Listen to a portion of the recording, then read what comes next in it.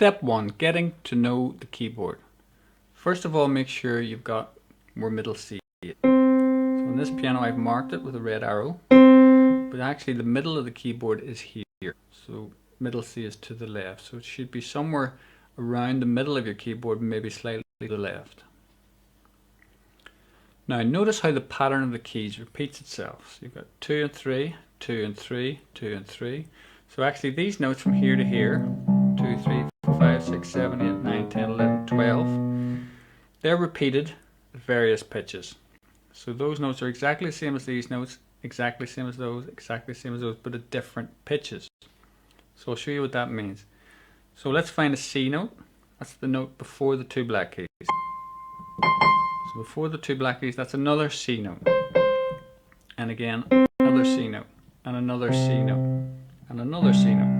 So they're all exactly the same note. C, C, C, C, C, but at different pitches. What that means is you're singing the same note, but imagine Mickey Mouse singing this note. And imagine Pavarotti, some tenor opera singer, singing that note. And then somebody else singing that one. And that one. So it's the same note, but it's just at different pitches. So all these notes, 2, 3, 4, 5, 6, 7, 8, 9, 10, 11, 12, are exactly the same as these. 1, 2, 3, 4, 5, 6, 7, 8, 9, 10, 11, 12, but just at a different pitch. The white keys. These notes are represented by the first 7 letters of the alphabet. A, B, C, D, E, F, G, A, B, C, D, E, F, G, A, B, C, and so on. Don't worry about why it's only from A to G. Just remember there's no H, there's no I, there's no J, so it's A to G, then it starts again. And don't worry about why it starts there and ends there. Play first, ask questions later. It's very important that you're able to name all the white notes.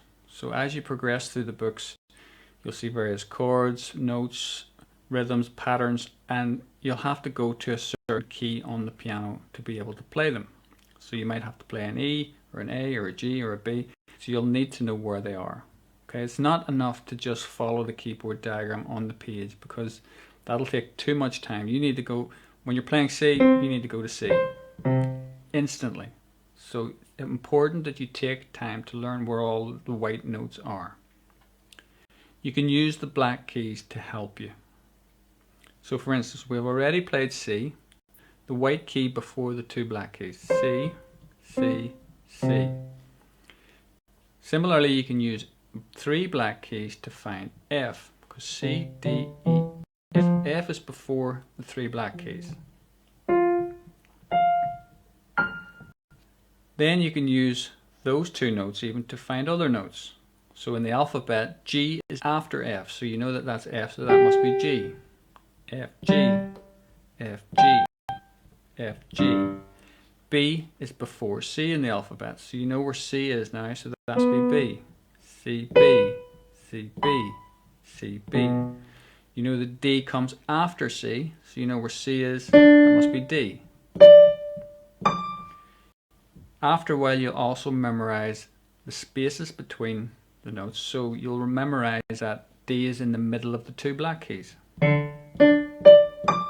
So that helps you see it very quickly. So rather than think A, B, C, D, you just think it's the key between the 2 black keys.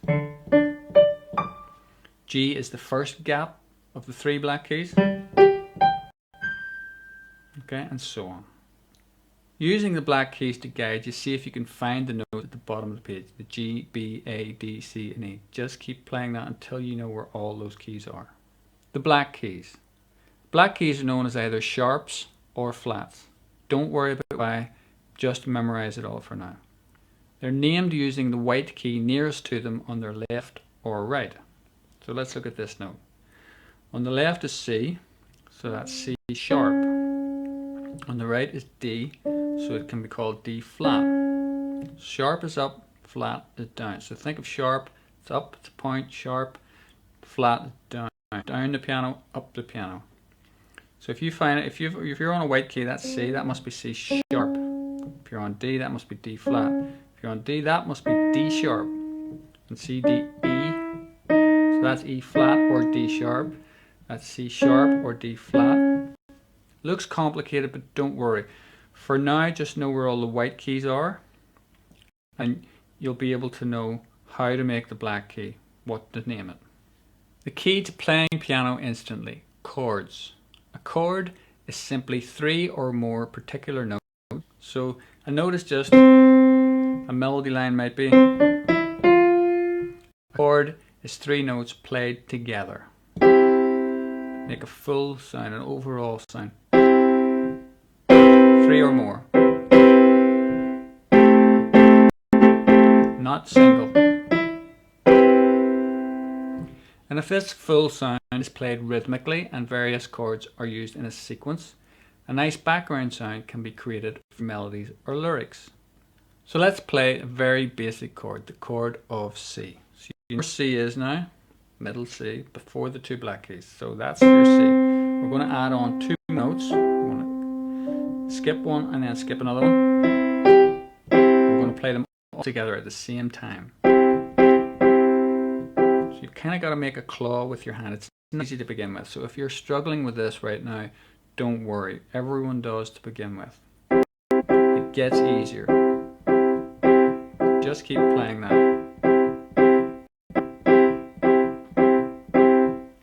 So now we're going to play a very familiar chord sequence using 4 simple chords. Again, don't worry about why a chord is the shape it is, why it's a major, why it's a minor. Just play. Play first, ask questions later. Think about how people learn guitar. They learn chords, they learn rhythms, learn how to strum, they learn shapes. They don't worry about why it's a shape on the piano, why it's a certain string or whatever. They just learn the shape and then they strum, and that's it. They're playing guitar. Treat the piano the same to begin with. So the 4 chords are C, A minor, F, and G. Remember, play the 3 notes of each chord together at the same time. So find C, then add those, jump over that one, jump over that one. 1, 3, 5. Put your hand like a claw. Then lock fingers, so you can almost lift them up and put them back down again. And move everything 2 notes left. That's down to A minor. Alright, alphabet C, B, A. Right, 2 left again. That's on to F. Alright, A, B, C, D, E, F, G, A, B, C, remember? And then 1 up to G. So it starts at C, 2 left, A minor, 2 left, F, 1 up to G.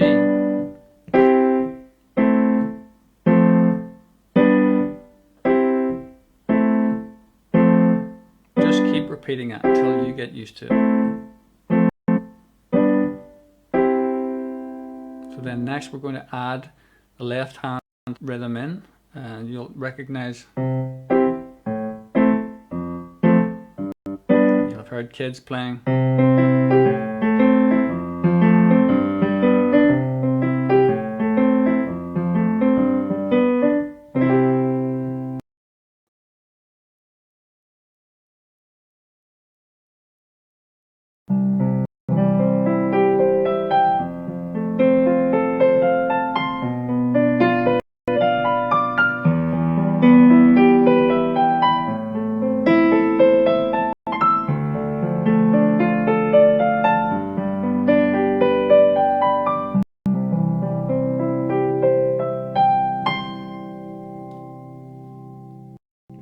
The amazing broken chord ballad.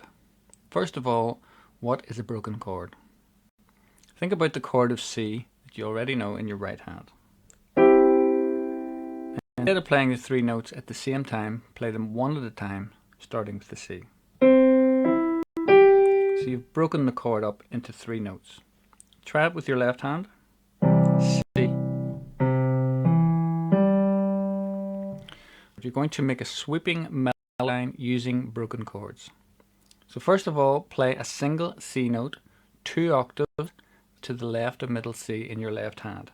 So that's 1 octave, 2 octaves. You're going to play that C note. Then you're going to play a broken C chord 1 octave up from that note. That's 1 octave up in your right hand.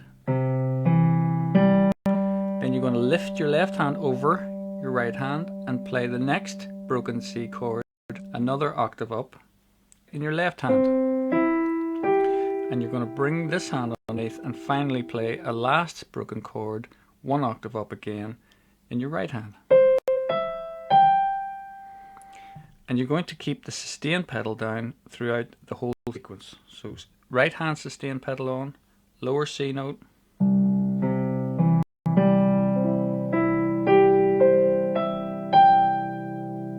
and again,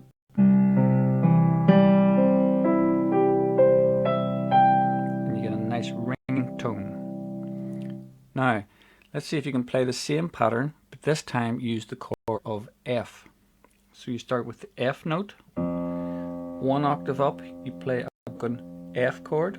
The next broken F chord, lift your hand over to your left hand and under to the next F. So F,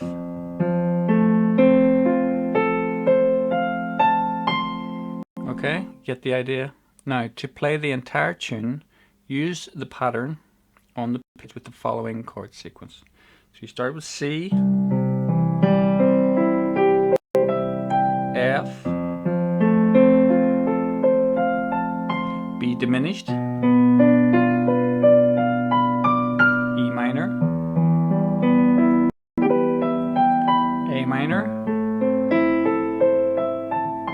D minor, G, C,